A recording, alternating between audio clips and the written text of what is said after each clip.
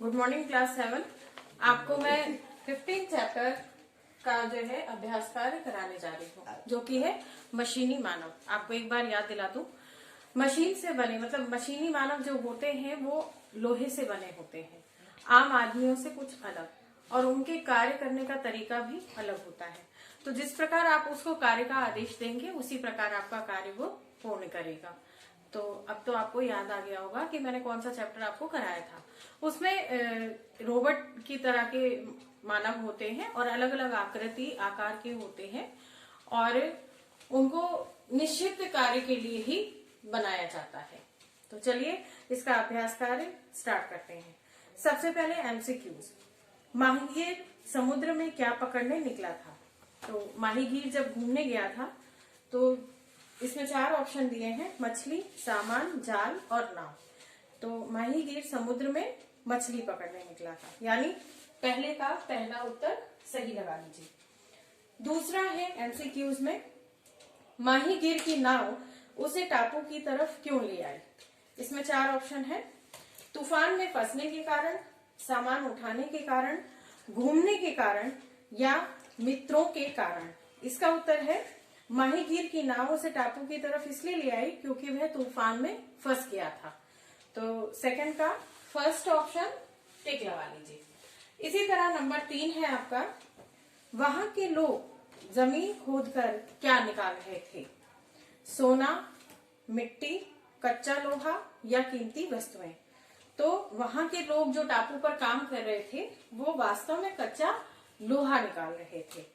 तो यहाँ पर ऑप्शन आएगा थर्ड का थर्ड, टिक कर लीजिए बच्चों। नेक्स्ट है चौथा आपका एमसीक्यूज में, वहां के आदमी किस तरह के थे? एक जैसे, तरह तरह के, आम आदमियों से बिल्कुल अलग या कुछ मोटे कुछ पतले। तो इसका ऑप्शन सही जो है वो मैं बता रही हूँ, आम आदमियों से बिल्कुल अलग, यानी चौथे का जो तीसरा है उसको आप राइट कर लीजिए। नेक्स्ट है फिफ्थ एमसीक्यूज में, पेड़ शब्द का पर्यायवाची है डाल, पत्तियां, वृक्ष या टहनियां। तो बच्चों यहाँ क्या होगा? वृक्ष। पेड़ का पर्यायवाची है वृक्ष। तो पांचवे का तीसरा टिक कर लीजिए। अब हम आते हैं इसके रिक्त स्थान पर। निम्नलिखित वाक्यों में रिक्त स्थानों की पूर्ति दिए गए शब्दों के आधार पर कीजिए। बच्चों बुक में देखिएगा, आपको ऑप्शंस दिए हैं, उन ऑप्शंस को सही छांट कर आपको रिक्त स्थान में भरने। अभी मैंने यहाँ पर सही सही आंसर लिख दिए हैं, आप देख सकते हैं। पहले में मशीनी, दूसरे में घोषणाएं, तीसरे में आर्या, चौथे में भरेंगे आप मुलाकात, पांचवे में आप भरेंगे अखबार। अब मैं फिलअप्स को पढ़ के सुना देती हूँ कैसे। नंबर 1, वैज्ञानिकों ने मशीनी आदमी का आविष्कार कर लिया। नंबर 2, रेडियो और टेलीविजन से घोषणाएं की गई। नंबर 3, उनकी बाहों के आगे हाथों की जगह आरियां लगी थी। नंबर 4, अचानक उसकी मुलाकात मशीनी विचारक से हो गई। नंबर 5, माहीगीर ने अखबारों में उसकी तस्वीरें देखी थी। तो इस तरह से नंबर खा आपका रिक्त स्थान कंप्लीट हो गया। अब हम आते हैं भाषा एवं व्याकरण में। भाषा एवं व्याकरण में सबसे पहला जो है आपका है नंबर का, निम्नलिखित मुहावरों को वाक्य में इस प्रकार प्रयोग कीजिए कि उसके अर्थ स्पष्ट हो जाएं। अब वाक्य प्रयोग तो आप भी जो है किताब से पढ़ लीजिए बच्चों, मैंने लिखे नहीं है, लिखे हैं पर इसका जो प्रयोग है वो नहीं लिखे हैं, ठीक है। तो सबसे पहला है चेहरा खिलना। तो चेहरा खिलना कब खिलता है चेहरा? जब व्यक्ति खुश होता है। मन मुताबिक कार्य होने पर बच्चे का चेहरा खिल गया ये होगा इसका प्रयोग। अब है नंबर 2, धूल झोंकना। वही व्यक्ति धूल झोंकता है जो कोई ना कोई गलती कर रहा हो। तो चोर ने पुलिस की आंखों में धूल झोंक दी। तीसरा है आपका ठहाका लगाना, यानी खुश होकर हंसना। टीवी में प्रोग्राम देखकर पापा ठहाके लगा रहे हैं, ये इसका वाक्य प्रयोग है। चौथा है गजब ढाना, यानी अत्यधिक प्रताड़ना देना, परेशान करना। तो पड़ोसन ने अपनी बहू को घर से निकालकर गजब ढा दिया। ये मैंने वाक्य प्रयोग लिखे हैं। आप अपने वाक्यों का प्रयोग अपने द्वारा कर सकते हैं। स्वयं का कोई ओन वर्ड, कोई ओन सेंटेंस आपको समझ में आ रहा है तो आप उसको बना सकते हैं। अपने शब्दों का इस्तेमाल करके आप वाक्य बना सकते हैं। ठीक है बच्चों।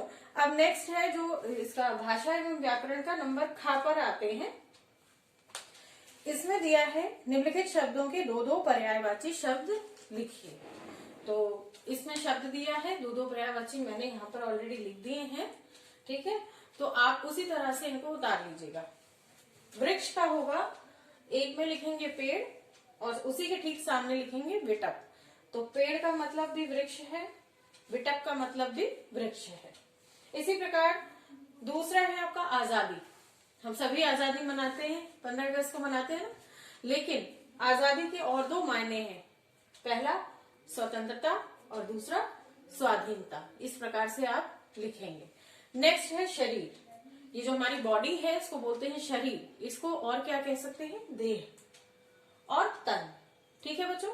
नेक्स्ट हमारा है नंबर 4 हाथ। ये हमारे हाथ है, इसको हम क्या कह सकते हो? कर और हस्त। ठीक है बच्चों। नेक्स्ट है हमारा 5वां नंबर समुद्र। समुद्र के कई नाम हैं, हमने यहाँ पर 2 नाम और लिखे हैं। समुद्र को हम जलधि भी कहते हैं और पयोधि भी कहते हैं, वारिध भी कहते हैं।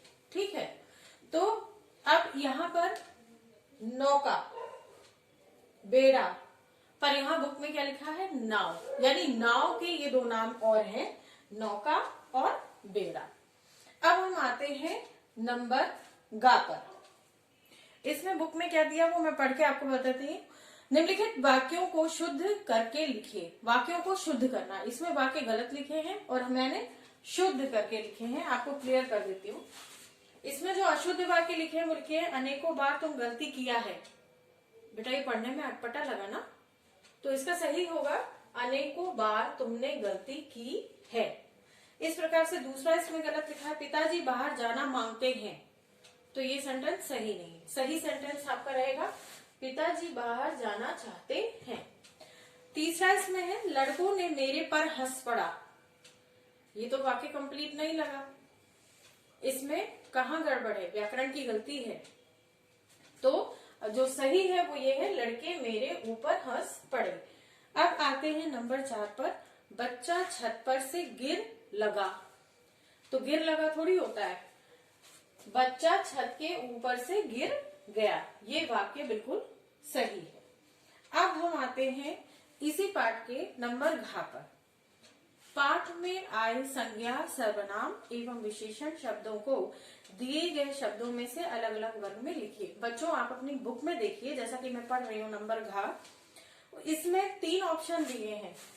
कौन कौन से? संज्ञा के, सर्वनाम के, विशेषण के, छांटने के लिए। लेकिन उसके लिए भी घ में ऊपर ऑप्शंस दिए हैं बुक में। बुक के ऑप्शंस देखते जाएंगे और ठीक संज्ञा के सामने संज्ञा, सर्वनाम के सामने सर्वनाम और विशेषण के सामने विशेषण लिखते चले जाएंगे। तो जैसा कि बच्चों मैंने यहाँ लिख रखा है, आपको समझ में आ जाएगा। समझिए, संज्ञा किसे कहते हैं? किसी व्यक्ति, वस्तु, स्थान के नाम को संज्ञा कहते हैं। तो यहाँ पर लोहा वस्तु हुआ तो क्या कहलाएगा? संज्ञा।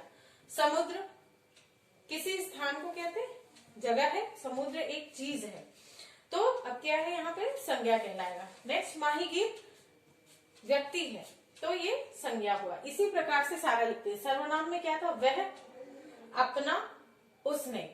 और थर्ड में विशेषण जो छाटा, जिसकी विशेषता बताई जाती है उसे हम विशेषण कहते हैं। जिस चीज की विशेषता, इसमें तेज विशेषण है, विचारक विशेषण है, कच्चे, कोई चीज कच्ची है तो विशेषता है, पक्की है तो विशेषता है ना।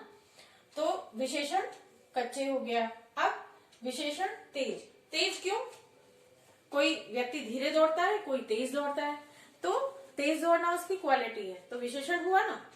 और सेम धीरे धीरे चलना उसकी क्वालिटी है तो ये भी एक तरह की विशेषता ही हुई। तो आशा करती हूँ बच्चों आज का ये अभ्यास कार्य आपका चैप्टर 15 मशीनी मानव का आपको समझ में आ गया होगा और अच्छे से इसको याद कर लीजिएगा और समझ लीजिएगा एक बार 2 बार वीडियो देख के। थैंक यू बच्चों।